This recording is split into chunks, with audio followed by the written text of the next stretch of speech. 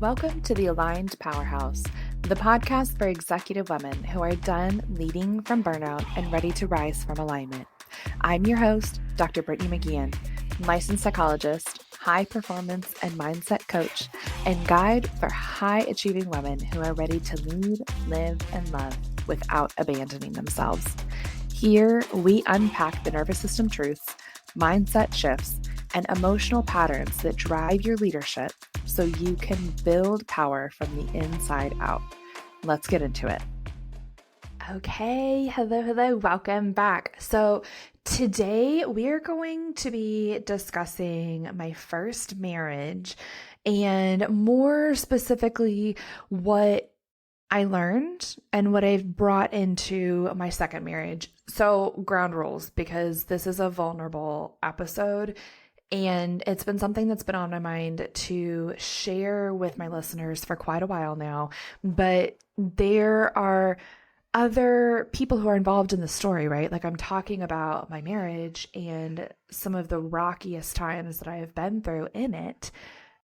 I'm doing that for several reasons. One, because one of the biggest issues that I see high performing women walk through when they identify as a high achiever, a high performer, is they're dealing with high stakes. They are dealing with their personas and how people see them. And so like isolation is ultimately what all of this boils down to, right?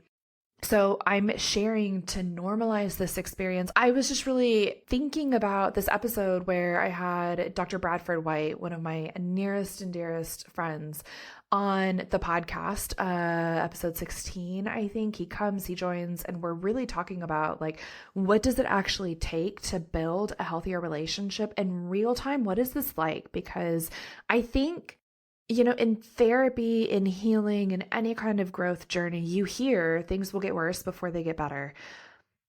But you don't really know what that is. You don't know what that is like until you're truly in it. And usually when you're in this moment of reckoning and growth and sitting across the table from someone and you're just like, I hope this person comes with me.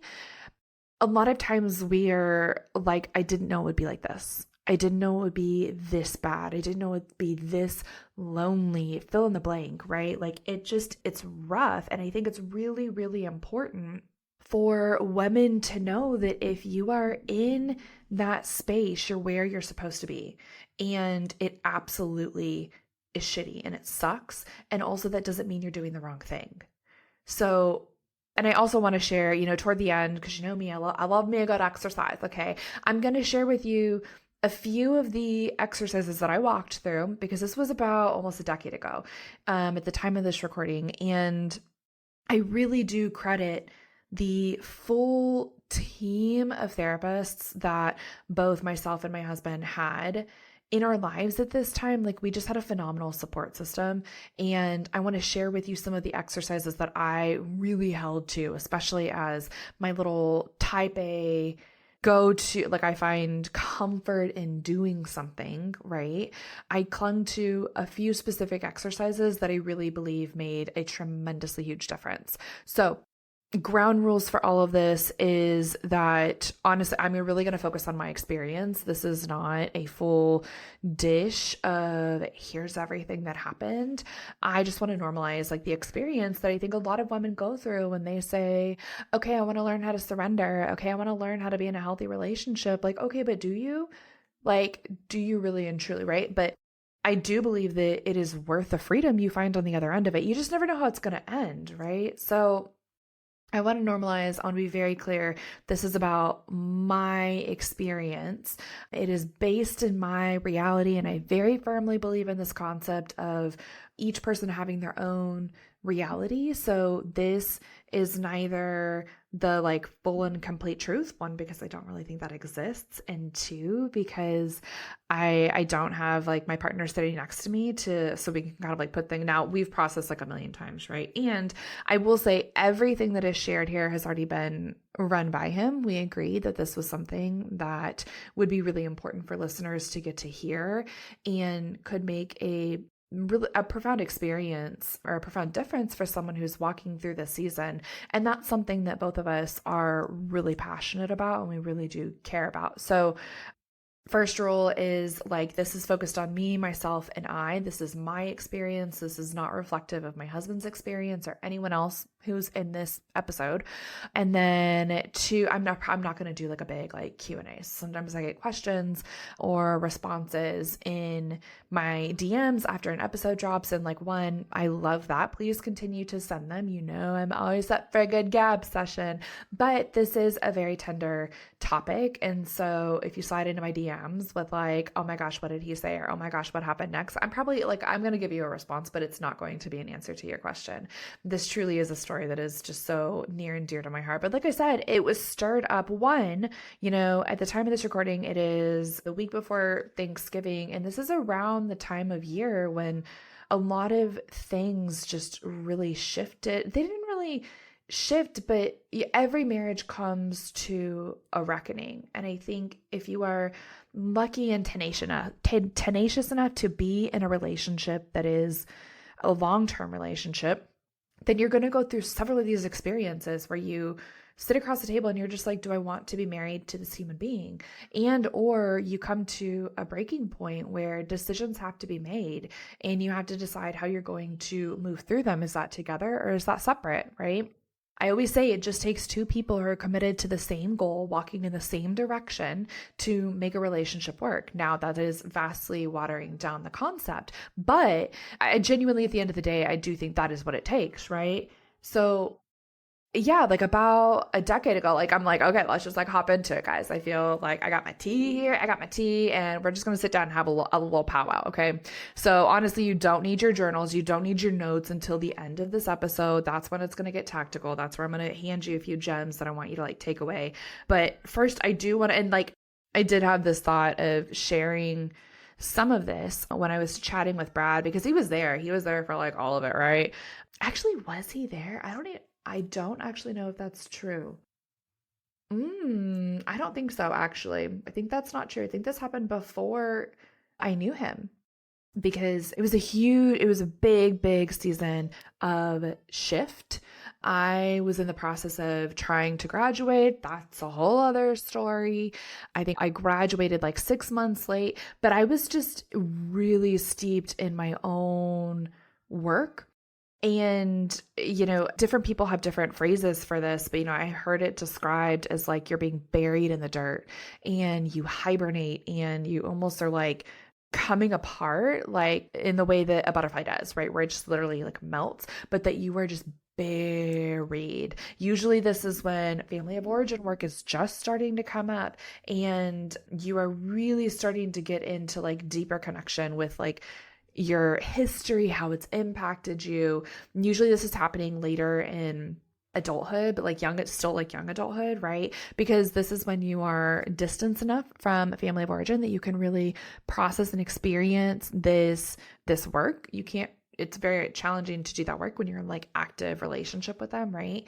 A little bit of physical distance helps with that, but it's also the point in time when, especially those of us who got married way too early, are starting to wake up to, you know, who is this person and have we grown together or have we grown separate and what do we want to do about that, right? So a lot of those things were coming to a head. I had just put some really significant boundaries into my relationship with my own family of origin. That was painful. I didn't move through it. I did the best that I could at that time, right? But it was messy in the way that this work usually is. It's part of the reason that I say like show up messy, right? And right now I'm just like setting the stage. I just want you to understand the season that I was in. Okay. So I had significant boundaries with family being put into place that resulted in a lot of fractures in those relationships. I had trying to get my dissertation done and my mind was just really not in it, right? Academic writing is a very particular kind of writing. It's very research based. Now I love writing. I light up writing. That is what I've really been leaning into in the season that I'm in because I think it's so life-giving. It's so easy. But I enjoy more, like I write like I talk, right? And that's really not the flavor of writing that is there's a value placed on in academia for many reasons, right? And so I was having a really, really hard time with that. I was having a hard time with editing. And at that point in time, my experience of my marriage was that there was a lot of distance. There was a lot of, like, I was just in a lot of fantasy. I had been doing work for quite a while. Like, I started really significant work in therapy a few years before my husband did his own work in therapy. And I think that because people will look at our relationship today and they will say, how do you find someone like that? Where do you find someone like that? Right. And I always say, like, I have no idea where you find that, but I can tell you where you build that. I can tell you how you build that. But my husband and I both joke that, like, we paid a lot of money for our marriage because we really had to lean into the work in order to build what we have today, right? But here's the thing, we didn't do it on the same timeline. And this is a lot of what happens when I see clients in retreats, or like when I was doing one-to-one, all these things, is it puts a lot of tension on the relationship when one person is growing at a different pace and another person is, like, both parties are just really getting into reality about, like, where am I really, really unhappy? And what is it that I actually want? And here's the other thing, is that typically, not always, but typically in relationships, you have two different polarities that are coming into connection with one another. Oh my gosh. Dr. White talks about this. So I'm going to call him Brad. Okay. I'm going to call him Brad. Like, I know him, so I'm going to call him Brad. He goes by Dr. White in, like, public. Okay. Not in public. That's very dramatic. But, like, if you don't know him and it's a professional setting, he introduces himself as Dr. White. So you're going to hear me probably flip-flop, but I'm also going to refer to him as Brad because to me, he's B, he's Brad. Anyway, he talks about this really, really well, that if you have a very strong personality that is really based in masculine energy, which is what we see whenever you are someone who's high performing in the upper extreme and you are like, go, go, go, go mode all the time, then what happens is you tend to attract a partner who evens that out, right? And that can be great at some point, but what happens when you look in the mirror and you're like, ooh, actually, I want to learn how to, like, move into my soft girl era, right? Like, well, where does that leave your partner? He does such a good job of unpacking that a little bit more. But anyway, that is what brought all of this sort of to the front, right? Is this was the story, this time period that I'm describing to you, like, that was my huge moment of letting go of control. And I've done it, and we have done it. I'll say I have done it because I want to be very intentional about not speaking for my husband.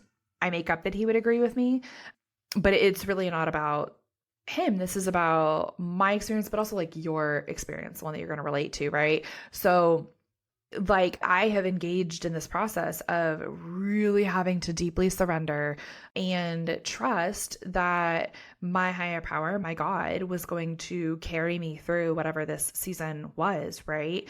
And there's a reason for it, but, like, that has happened over and over again, like, many times as we walk through different seasons.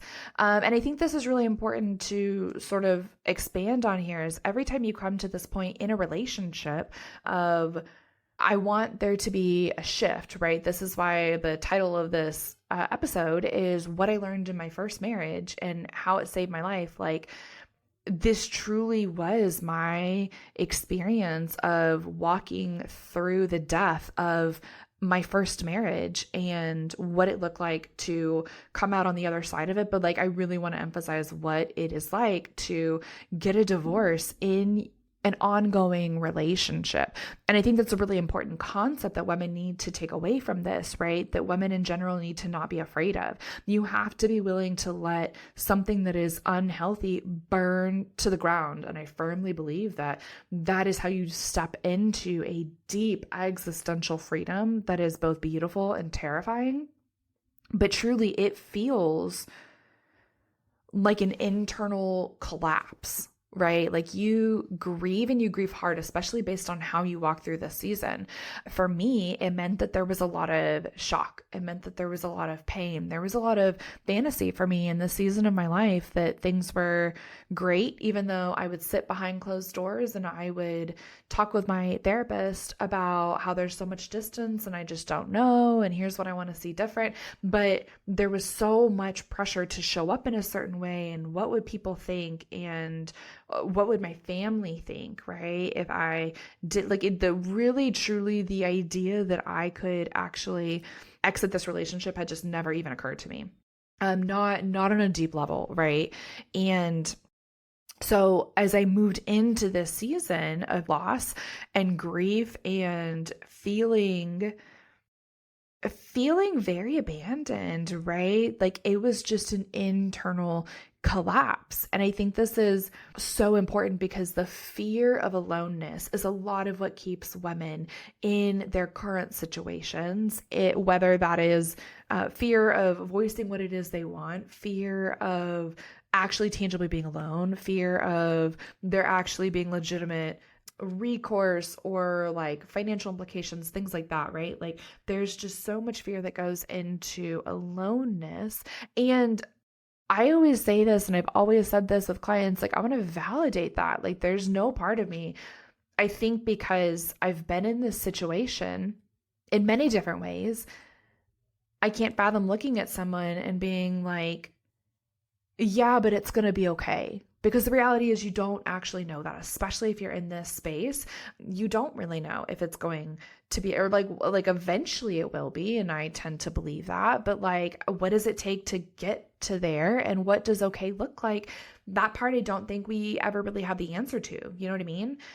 And I think that's really, really important to honor if you're in that space. Like I was having thoughts of like, and for me, my brain moves really quickly, right? But like, I mean, my thoughts were like, oh my gosh, I need to be looking at getting an apartment, and I need to be thinking about who am I if I'm not in this marriage, because I truly didn't know. I had been seeped for myself in so much codependency. So much of who I was wrapped up in this relationship. So much of it was unconscious decision that had led me there.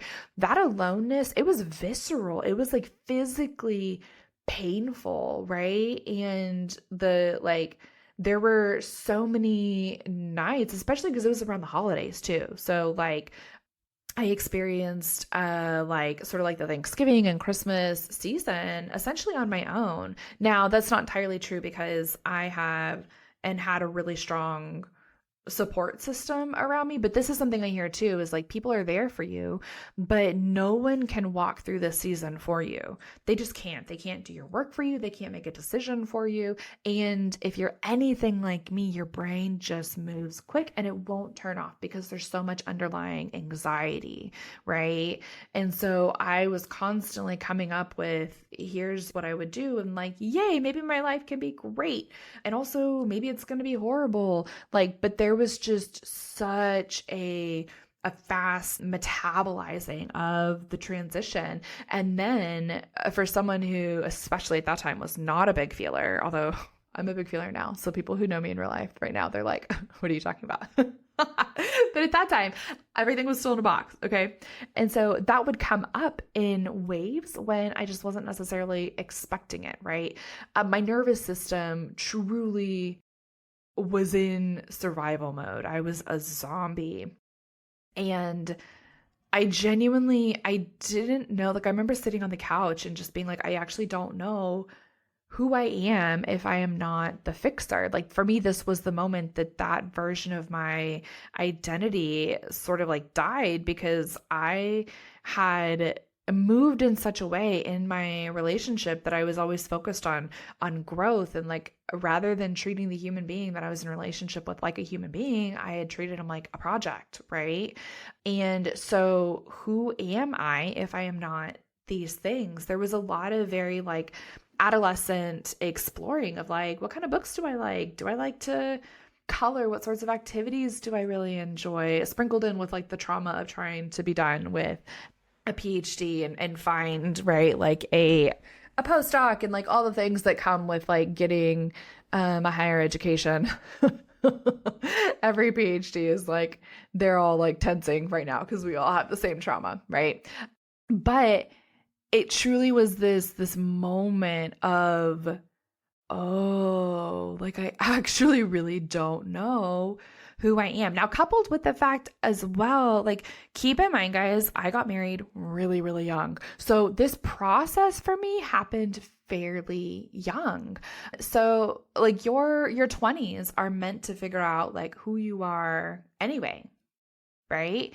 But it was a lot of, for me, it was a lot of like white knuckling the process, a lot of journaling, a lot of how am I going to move through this space, and the questioning that comes in the grief of like, oh my gosh, how have I abandoned myself for this long? Like, how did I do that? And also really like a part of this process for me was also coming into the reality and the fact that like no one has forced me or asked me ever to behave in this way, right? Like we have autonomy over self, but a lot of times when you are in a relationship that is struggling with codependency, and I think that every relationship is going to, unless it is more conscious and you're actively working on that, like the relationship itself isn't what, like, no one can make you behave a certain way. You are an adult. You are responsible for your own decisions. So it's this time of like intense identity dissolution, but also this time of really, really intense accountability for my own behaviors, and no one is coming to rescue me. And I have put all of my energy and everything into trying to rescue everyone around me and leaking all of this capacity out onto everyone else because it was too painful to turn that on me and actually acknowledge what was going on, actually acknowledge the ways that I wasn't showing up like an adult, right? I wasn't taking care of myself in the way that I could be. I wasn't like participating in taking care of the home. Oh no, I dropped my putty, my thinking putty. Like there were some very real areas that I had been neglecting and that I had been blaming and putting off on someone else, saying, well, but you don't do this, but you don't do, like I was falling into regression so quickly that I just really didn't want to look at these areas that I actually had tremendous area of growth waiting for me, right? So intense accountability, intense identity shift, all of these different things. And ultimately this season for me was just so much about control and like loss of control, because I had been in a season of overfunctioning. I've been in a season of overfunctioning, like in so many ways, right? Like keep in mind, I graduated like, I think that December with my degree. So up until then, I had spent almost 6 years, 7 years, I don't know, however long it takes to get a PhD, but you spend almost a decade of your life, right? Like just moving and moving and moving. And like that by nature, like higher education demands a level of overfunctioning anyway. Or if you don't, then you just have a challenging time moving through it. And that's just the nature of the system, right? There's no one to blame, I don't think, in that. But not only that, like I'd been used to overfunctioning, but that was something I was already used to, right? Just from my own history, all of the things. But I had also been using control as a way to protect myself from like truly looking in the mirror and getting so honest about who I was, who I wasn't, the fact that I had no freaking idea. I didn't know the answer to that question, right? And I think before you are in this season, which is part of what compelled me to share this aspect of my story on this podcast, is this process, like it feels like death, and it is a psychological death, right?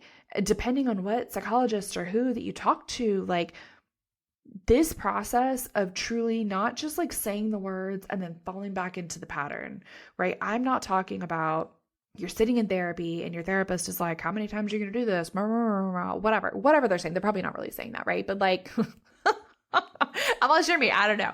I've definitely said that before. But like this true moment of like, no, I don't want this pattern for us. I don't want this pattern for me, first and foremost, where a woman truly puts herself first, right? I think it is one of the holiest experiences that a woman can walk through. And it is also just such a visceral, it feels like you're lighting yourself on fire. It feels like death. We don't know what happens after death, truly, right? I think we can have beliefs, we can have thoughts, we can think about it.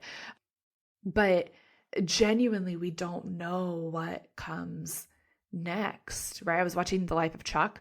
If you haven't seen it, you should all go watch it and then come and run to my DMs and tell me everything. I am obsessed. It reminds me of The Midnight Library, which is also fantastic.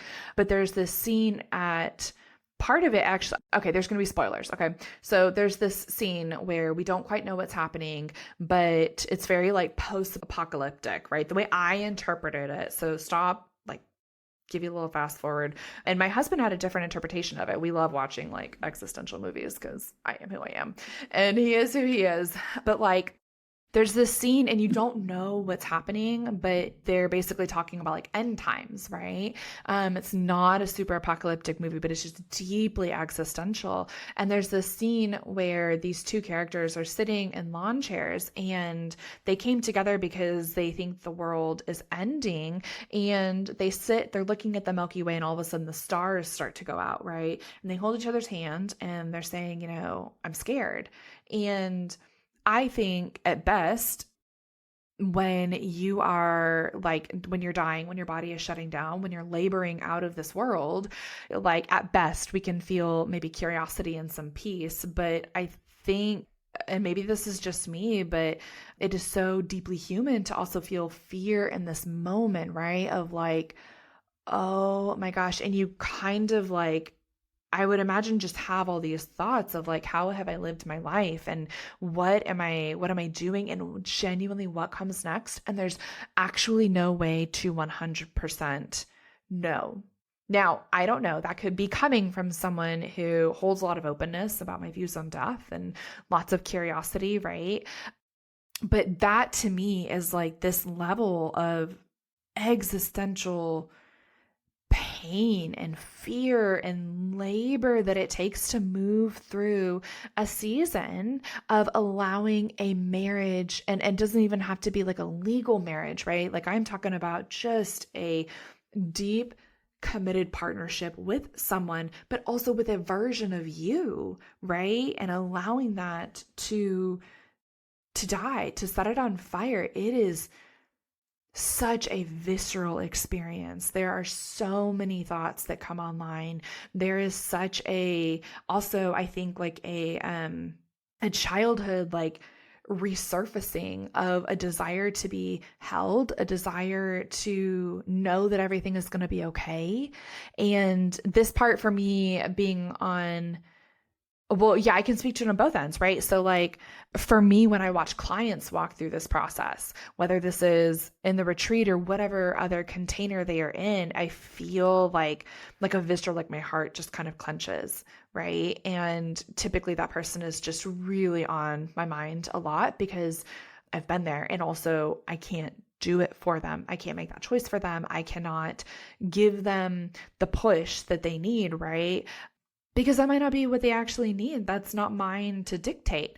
And so it genuinely feels like a very vulnerable, almost like a mothering experience of like, we cannot live our life, or we can't live our child's life for them, right? And so instead we hold space and we let them know like I'm here for them, right? But then on the other end of it, because if you're in a very partnered relationship, there's no better place for regression to come up and out and to rear its head. And so I don't care how functional you are. I don't care how healthy you are. Parting with this version of partnership is going to bring up feelings of abandonment. It's going to bring up, like, I slept a lot, like in the fetal position, right? Like during this season of my life, there was such deep experience of abandonment that it comes up, and truly it's ugly no matter how you do it, right? I think if you're listening to this, I mean, your version of it probably, if I had to guess, it could be very ugly. It could be taking a day off of work. But honestly, the women that I see the most, their version of this is at night crawling up into a ball, falling asleep, and in the morning they put their makeup on. And they keep doing the things that they are supposed to, quote unquote, be doing, right? So they just keep moving forward. And again, this leads to this really isolating experience. So It truly, because like at its core, what you are doing, if you step into a space like this, is you're destabilizing the system itself that has relied on the previous set of rules, right? One of those rules has been that you rescue, you overfunction. When you step out of that, you destabilize the entire process. The entire system will come crumbling, and there's just no other way to move through that process, right? There's really, really not. At best, you have a partner who, I don't even know if I want to say at best, it's not best or worst or whatever, but like perhaps you have a partner who says, I want to walk through this with you. But ultimately, you have to prioritize yourself. So you're going to feel alone either way, no matter what, right? So you really do have this experience of like lighting the marriage on fire. And what this does is it truly forces you to get into reality, not fantasy, not hope, not fear, because you're letting go, you're surrendering, you're saying, hey, this is no longer a partnership. And this is something that I can remember saying in a season of my life was, I don't know what this looks like for us. I don't know if there is in us in the future, but I do know that what we have previously had is not something I'm interested in having moving forward. And so, I really need to get into a deeper reality. And so I talk a lot about practicing, and this is where we're going to get a lot more tactical. Okay. I'm going to tell you like how I actually moved through this. Cause again, I want to like validate the experience, talk about the experience, but also like, here's some of the ways that I actually really believe I moved through this experience. And my experience of my husband is that he also moved through this really, really well. Like as well as you can. I don't know. We're human beings, but like, there are some things that I did very well that I am consistently handing to my clients over and over again, because these are signature practices that you can go back and practice every single time you go through big transition. Because I can tell you, if you're in this space in your marriage, in your relationship with your job, because you are in active relationship with your career, job, business, whatever it is, like all of this can be applied, right? But the first thing is you have to get into reality. You have to stop like not saying things simply because you don't want to hurt your partner's feelings. You got to be so honest. And then you really need to figure out what you are feeling. And like, I always say there's yours, there's ours, and like there's mine when it comes to feelings. And so there's your own current feelings. There's the other person's feelings. And if you don't have strong internal boundaries, then you run a risk of like those boundaries of bleeding, like you feeling their feelings for them. And then there's like, what is ours in the middle? What do we actually need to address? When you are walking through a codependent relationship and you're in the process of dissolving it, you're moving from this. So my fingers are like interlocked right now, where there's no difference between person A and person B. And you're truly pulling things apart, right? A healthy relationship is person A is over here, person B is over here, and there's space in between. Like that's what we're going for, right? So what's mine, yours, and ours. And being so honest in the way that you're communicating. Now, I'm not saying ugly. I'm not saying name calling. I'm not saying that this is your free pass to start listing all of the different things and all the different grievances you've ever had. Like that is a regression. That's a teenage regression. That's not what we're doing here. We are simply talking about getting very, very honest about what it is that you're feeling, especially like as you're chatting with one another, right? My experience was that we were separated, but like living under the same roof. There are so many ways to navigate big, big transitions. And a lot of times you're navigating things where you're not inherently like all of a sudden, poof, I'm in a different space, right? Like typically you're still inhabiting the same physical space. But I truly believe there were two practices that I held to over and over and over again that I want you to write down, make a note of, and these are specific to transition. Okay. Again, this could be like, I've even given this to women who are navigating like positive transition, like into maybe it's a promotion, or maybe it is switching industries, or perhaps it is welcoming a new baby into the world, right? But the first practice is grieving. Now, I got this from a book called I Wish I Knew This Before My Divorce. Now, with any book, you take what you take, you leave what you leave. Okay. If you go check it out, that is my caveat, is you take what you take, you leave what you leave. Not everything is going to be applicable to everyone. The world is not made that way. But in here, he literally has you write a eulogy about your first marriage. Because the reality is, if you're navigating any kind of big transition and big reckoning, big whatever, that you are ultimately coming into a second relationship. That could be with, and that is with this same person. Now, perhaps it's no longer a marriage, perhaps it is a divorce, perhaps it's whatever, but like the relationship doesn't just completely dissolve, it evolves. If you can truly get into reality about like, these are my facts, my reality, right? Like, here are the hopes and the dreams. And that's a lot of what I wrote about. Here was what I was hoping for in this marriage. Here's what I dreamt about. Here's where I think there may have been some fantasy. And here are the things that like drove me nuts, right? It was just like Brené Brown calls it like your shitty first draft. Like it was getting all of it on paper, not worrying about what it was going to look like, because literally the purpose of this exercise is to get into reality of like, we are in transition and these are my feelings. But more specifically, now you have a place to put the feelings, a way to feel the feelings, what needs to come up and out without needing to turn to another person.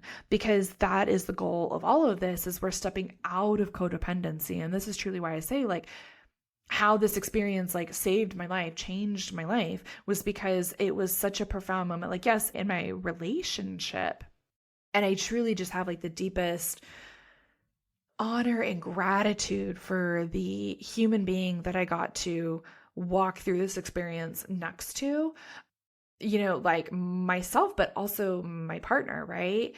It was such a amicable and respectful, and like, I think it was a very beautiful process, even though it was deeply human and imperfect and all of the things. But really, there's an opportunity here to step into this new version of who you want to be. And you have to do that before you can tackle the relationship, before you can tackle anything else. And especially if you are stepping out of a season of codependency, right? And so this is what I did over and over and over again. Was I grieved it, because my brain, again, moves very quick. It takes me a minute to drop into my body. And so I played to that strength, right? I'm also a therapist, so I knew immediately I needed and I wanted to practice, right? So I was writing letter after letter, and some of these letters were eulogies, right? There were like a million of them. Some of them were eulogies that I wrote directly to him. Some of them were eulogies I wrote to like just a general public. Some of them were eulogies that a future version of me was writing for this marriage that was dying. Some of it was just for me. Some of it was from, and I mean, I wrote it from like a million different perspectives because it just felt good. And then here's the thing that really sort of helps you to get into active relationship with the emotions that need to come up and out, is I went and I read it out loud to people, right? Now, not lots of people. I had two particular friends who they were there for me. They were there when I needed to get out of that physical space. They were there for me when I needed a phone call, and I had to be willing to pick up the phone and ask for help and support, right? And that was a really painful experience. First, I read the words out loud by myself. I believe I read them in my therapist's office. And the more that you do that, the more you're able to come in contact with the rage and the loss and the grief and the disappointment and the nostalgia, right? But after grief can come curiosity.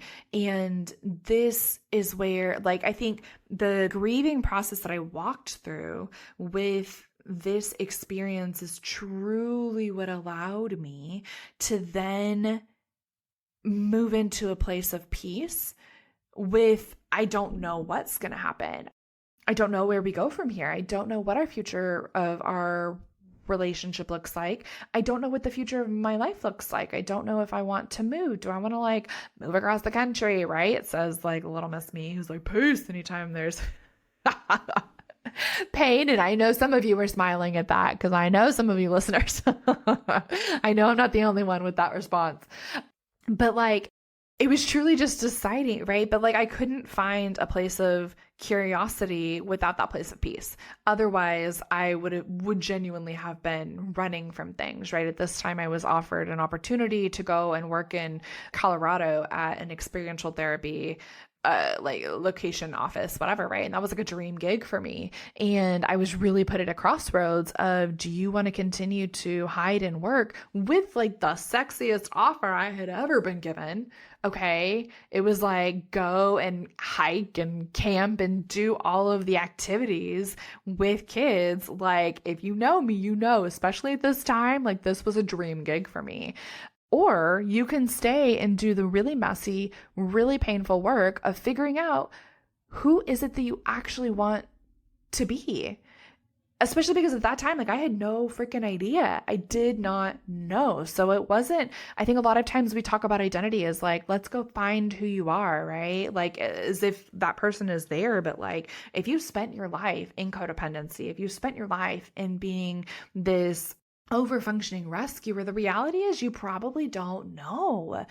And so it's not even about like going and finding her, although like, yes, there's absolutely a component of that, but it's also like creating a version of yourself and bringing like playful curiosity into that process, right? Which that is the second intervention that I was using over and over and over again in this season that I really credit and that I give to my clients over and over again, but I credit as having helped me move through this season in the way that I did, right? Good enough, messy, whatever, but like good enough. And this was because I am someone who I appreciate data because it makes me feel safe. Okay. I say control, but not to like control another person, but just that like it helps me. It helps ground me, especially when I'm very uncomfortable. And I think this is true for a lot of high performing women. We want the data, we want the quote unquote facts because it can settle my nervous system. I know that to be true about myself. And so I still use this today. If I am in seasons of overwhelm, I will start taking data because it's a way to help ground me in reality. My husband and I are actually having this conversation the other week of like, gosh, I was just getting so frustrated and I struggle with like PMDD right now. Like hormones are just, they're a lot better right now, but like, it's just something on and off again that I've really struggled with is hormones post babies. It's really changed in my body. And I was getting so frustrated. And so I literally was taking notes of anytime my husband was out of the room or going to the bathroom, because in my brain, I would blow it up to be this really big, you're always gone, you're gone all day, especially whenever honestly, it was like very specific to like when I was very hormonal, but I also knew my hormones were playing a role in that. So I would literally be timing him and I wouldn't tell him, but I wouldn't do this. And I don't do this as a way to then come back and be like, see, you're gone all the time and blah, blah, blah, blah, blah. I do it because in my brain, my literal regressed experience in those seasons, in those moments is you're gone all of the day, you're always gone, you're never in the room, versus when I can look at some data and be like, oh, he went and used the bathroom for 7 minutes, Brittany, like take a deep breath. It's very grounding. It's very helpful for me, right? So this curiosity practice, I want to be very clear that this is not to hold over anyone's head. This is to help get you into reality, but it's literally taking data and practicing so much curiosity about like, who is this person? So the way that you do this is you have different columns on a piece of paper or in your phone, whatever, and you take notes. So you notice a behavior and then you make a note of what is the story that I'm telling myself about this behavior. And then you write, what do I actually literally know to be true about this behavior? Given the fact that I cannot actually read anyone's mind, I don't actually know what's happening in anyone's reality unless they literally tell me these things. So the purpose of this was to get into reality with like who this human being was, but also to really get into a deeper sense of reality about the fact that like I was making up all these stories about his behavior, right? And you cannot be in a place of curiosity. You really can't be in a place of like healthy intimacy if you're in this space. And so I noticed that like I was giving the benefit of the doubt. I wasn't listening to some of the words that he had been saying. And there were lots of things that I was missing, right? Like there was just I had a version of my partner who lived in my mind, and I had created him. He had not done that to me. He had not done that for me or intentionally. Now, I also think we always do this. We have fantasies of the people around us, right? But in this grieving process, it was really important to come into a deeper reality of like, okay, but no, this is the person who's actually sitting across from me right now. Like this is what it actually is versus this is what I really, really want it to be. And then I was able to further distinguish this is the human being I'm in partnership with versus this is some of the projections from mom and dad that have been put on him that he never freaking asked for. And then what do I think of this human being? Like, do I like this human being? Do I like being around him? Am I interested in the things that he has to say? Is this someone I'm interested in being in relationship with right now? That part is really important. You don't jump there, but you get there at some point, like in this process, right? And that's just so critical to the process as a whole of like, when I take away the fantasy, am I interested in being in relationship with you? And vice versa, like turn it around, right? Like it was part of my process was like, am I interested in being in relationship with myself? Am I someone who I would be interested in knowing? And if not, what do I do about that, right? I was someone at that time who was wearing stress as a badge of honor. And oh my God, I thought it was just like, I thought I was the tits because I was going above and beyond and just being such a freaking martyr. And I say that and like, I feel so much love. So I want to be very intentional about not speaking ill will over that version of myself because I feel so much compassion for her. I feel so much sadness. I feel so much gratitude to that version of me. She worked her freaking bum off to keep me safe and to help me graduate and to keep me in relationships that felt safe at that time.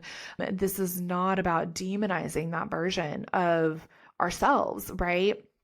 It's just about getting really honest that like, no, I actually wouldn't want to be friends with this person. And so then where do we want to shift? And like, who am I? Right. But this curiosity is such a critical role for women who are working through these seasons of huge transition, right? When I strip it all away, do I actually even like this human being that I'm sitting across from? And am I interested in building relationship with him? Not for my family, not for my friends, not for the public image, not for my kids, but like genuinely at the end of the day, is this someone that I'm interested in being in relationship with, right? So again, I want to reiterate that, all of this is a place where genuine self-trust was built for me. I would imagine also for my husband, but again, I don't know that to be true. I cannot speak for him, but like certainly for myself. And this is how we navigated this together when we decided, this is a relationship we would like to continue to pursue and work on. And, we're interested in creating a second marriage.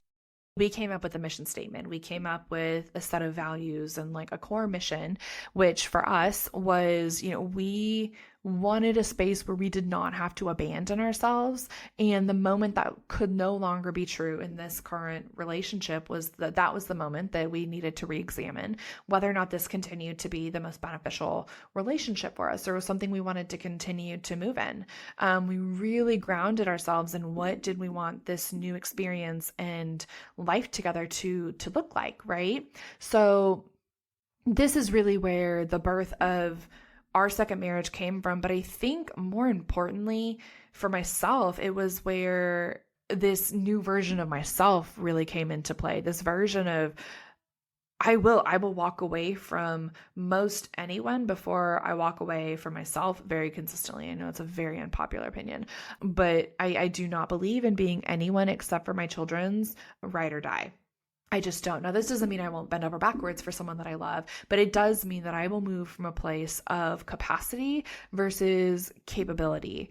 And it means that I will listen to whether or not I actually want to say yes before I say yes, right? This is how genuine like self-trust and autonomy became the driver in this relationship, and how reality is like my own personal reality is what really drove that. I got into a place of trusting the data, trusting the facts, trusting myself to interpret them good enough, not perfectly, this is the question I get over and over again is like, how do I navigate this? Now what do I do? How do I say it in a way that's not going to hurt anyone's feelings? Well, like, that's the point, is you're moving out of a space of perfectionism and codependency and like withholding because you're afraid of how it's going to make someone feel. And you move into a messy, beautiful, emotionally intimate and rich life that isn't perfect, but is very safe in the messiness, right? Is very safe in, I don't know how to say this, but here's like the feeling I have, and can we navigate this together? Right? This is when my nervous system oriented not to having to look to another person to co-regulate, but where I had really seeped enough in those bodily sensations to where I was able to find that sense of safety and groundedness within myself instead, right? This is what that transition into second marriage, but also like this more me identity. I think that it is one of the absolute privileges of a lifetime, and Jung is the one who said this, it is the privilege of a lifetime to become who you truly are. And I just think that that is such a stunning idea, and there's so much beauty to it, right? Of, existentially, like, what is it that you want out of this life? And that can be such a grounding idea in relationships, because they are going to feed that or they're going to take away from that. And then we get to practice this grief and curiosity all over again and decide what you want to do that, right? Like I talk about all the time, I want to milk this experience on this earth as much as I can in the way that makes sense for whatever season I'm in. And I hold very firmly to this version of me, doesn't know a future version of me. And she also carries every version of me that has come before, right? And I think that for me is something I'm very clearly grounded in, and that comes in through my marriage and relationships. And so if you're in this space and you're listening and you're like, oh gosh, I have work to do here, or I've been in this space, right? I think this is something that you can really ground in is how do you make meaning out of it? And what an extraordinary gift to have such an opportunity. And it's okay if you're not in that space with all of it yet, right? Like if you're in the messy middle, and if someone were to be like, what an extraordinary gift this is, I would have been like, you can fuck right off. Like, I'm not interested in hearing your BS, right? But there is tremendous opportunity and value here on the other end of it. And that is the part of me that also comes online, right? When clients are moving through this process and they are really starting, and gosh, usually with a lot of my clients, it is handing a letter to a partner. And I've had so many people walk through this fall season, but they're handing a letter where they are saying, I will no longer be doing X, Y, and Z. This is not working for me. Here's what I would like to change.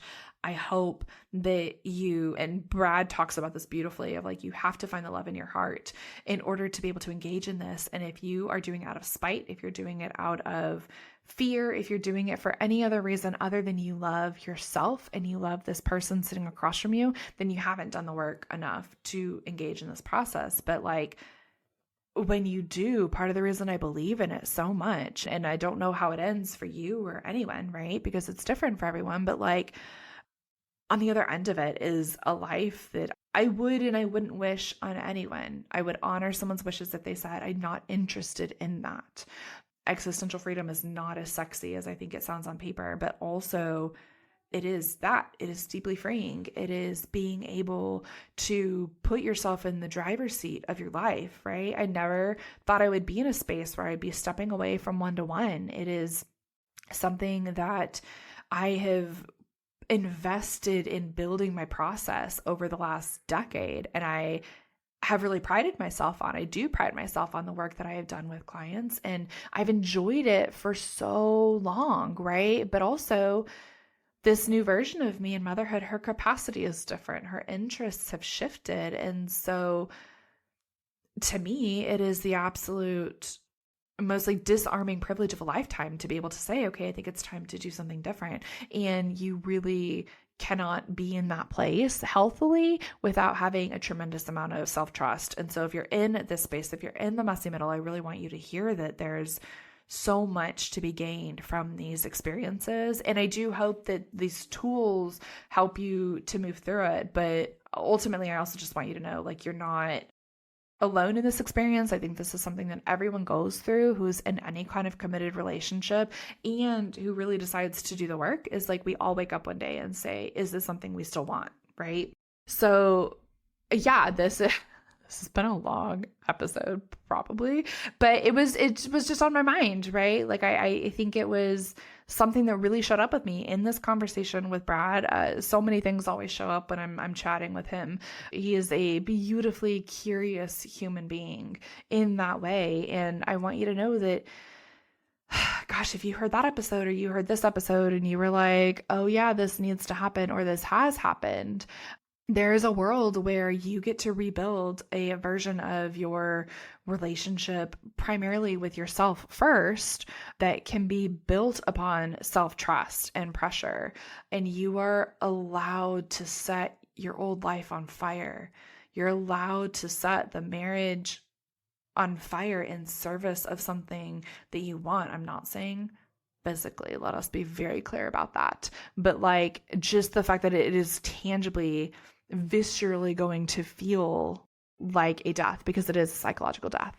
And also that you don't have to be defined by that, and you are allowed to rise and make meaning of that. So I sincerely hope that y'all enjoyed this episode. I would love to know if y'all want, more episodes like this. Like, y'all are going to have to tell me, what do you enjoy listening to and what do you not? Or were you like a woman, you were yapping for a hot minute? But, I think sharing these really intimate stories is not something that I always lean toward, especially with a broader audience where I don't have control over how things will be interpreted and things like that. But I do think that there's something just so connecting about knowing there's another human being who's gone through a similar experience to you, or that if you've had this experience, there's nothing like wrong with you, right? Like this is, to me, this is the system and the steps. And I'll tell you, like, I've walked through spaces like that a million times since then. And every time you do, if you have a system for transformation, then you can wash, rinse, and repeat over and over again. It doesn't mean it's always going to be super easy. It doesn't mean whatever, but it does mean that whenever you encounter something that no longer fits, you have a set of steps that you're ready to pull out, and you can start to work the system. And if you work the system works, right? So here it is: get into reality, grieve, and embrace curiosity. That is the system I want you to have associated with transformation. So if this episode was helpful, if it was something that you were like, I really enjoyed this, please leave a review, but like also come and let me know on Instagram. Like, slide into my DMs, let me know. I genuinely want to know, and I want to provide things that are of help and support. And that is a part of how this is a mutually beneficial relationship, right? The back and forth. Okay. I will see y'all on the next one. Thank you. Thank you. Thank you. Thank y'all for being here. Like, genuinely, I cannot tell you. This truly is like, I have faces and I have names that I've talked about the podcast. Like, y'all are in my mind as I'm talking and creating content here. So truly, the back and forth, the engagement, all of it, it means the absolute world to me that you would spend time in my world here. All right. See you on the next one. Alrighty, friend, that is all for today's episode of the Aligned Powerhouse podcast. I want to thank you so much for tuning in. And do me a favor, if this episode resonated, I want you to share it with another powerhouse woman in your life who is ready to lead and love from a place of self-trust. And don't forget to follow, subscribe, and leave a quick rating or review. It really does help more women find this work. New episodes drop every week. Until then, lead with self-trust and let yourself be seen.